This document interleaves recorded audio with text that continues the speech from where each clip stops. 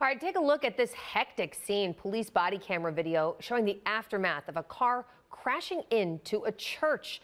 19 News has followed this story from the very start. Now we've learned one of the officers investigating that crash demoted. Noel Williams is digging deeper into why. 19 News obtained this body cam footage showing a chaotic scene the early mornings of May 24th. Just moments before, a white Nissan slammed into an RTA bus and crashed into the True and Living God Apostolic Church in East Cleveland. Several people were injured. Police say Christopher Cotton was behind the wheel.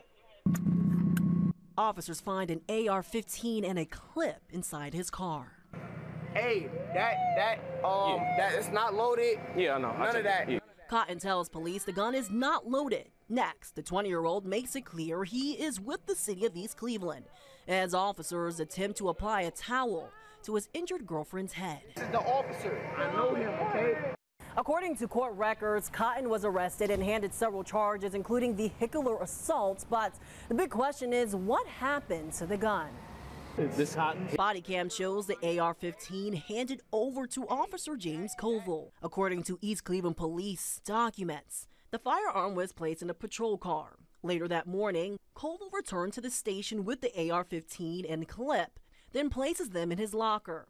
However, that shouldn't have happened because East Cleveland wasn't leading the case. The document continues saying he received a phone call inquiring about the firearm and advised that it was RTA PD's investigation. Because of this, Koval was demoted to patrolman.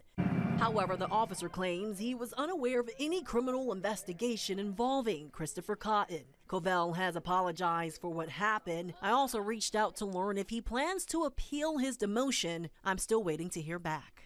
In East Cleveland, Noel Williams, 19 News.